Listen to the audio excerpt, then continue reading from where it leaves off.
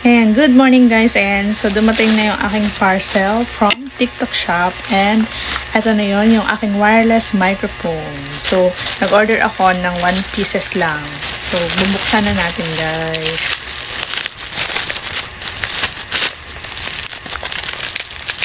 So nabili ko to sa halagang 208 pesos. So, bumili talaga ako nito guys para magamit ko rin siya pag uwi ko ng Mindoro kasi gumagawa rin ako ng mga videos and ina-upload ko sa aking TikTok account and sa Facebook account. Ayan.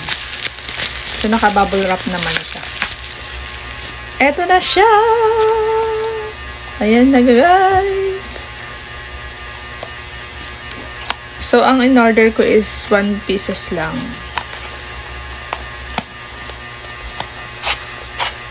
Ayan!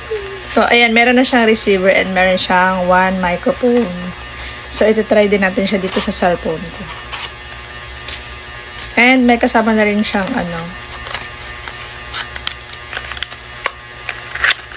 ayan, may kasama na rin siyang cord kapag i-charge nyo siya.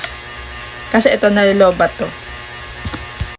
And excited din akong gamitin to guys kasi nga dito kapag katulad dito nagvi-video ako, so maingay yung sound ng ceiling fan namin. So gagamitin ko siya ngayon para ko siya laman kung talagang noise cancellation siya. So let's go! Ilalagay ko na tong receiver dito sa ilalim. Ayan, so kapag naisaksak nyo na yung receiver dun sa ilalim ng cellphone nyo, meron naman kayong makikitang power button dito sa mismong microphone. Ayan, so kung pipindutin nyo lang yan, and kapag nag-color green yan, okay na yan. Ayan, so welcome back to my channel. Ayan, so this is my voice with the mic. Ayan, so yun guys. So nilagay ko muna siya dito sa ilalim ng damit ko. And napansin ko din pala guys na 20 meters of accessible reception siya. So kahit sobrang layo mo, maririnig pa rin yung boses mo dito gamit itong wireless microphone.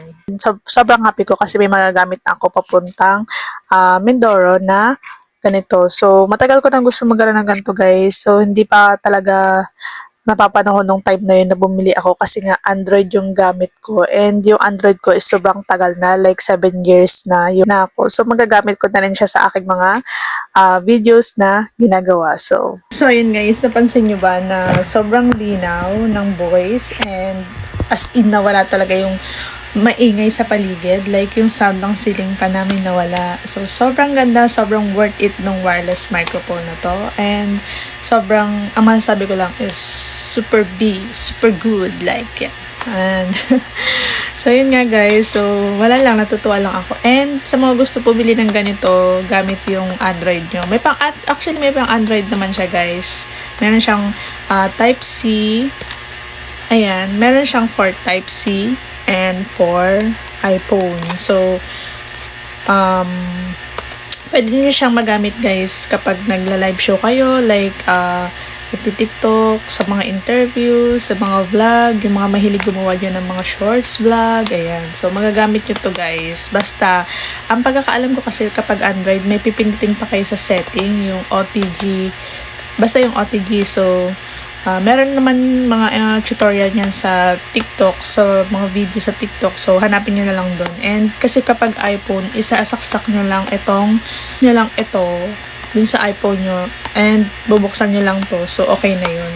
Unlike sa Android na meron ka pang bubuksan, meron ka pang pipindutin sa setting ng Android. So, yun guys, ilalagay ko na din yung shop dito sa video na to kung saan ko to nabili. And thank you guys for watching.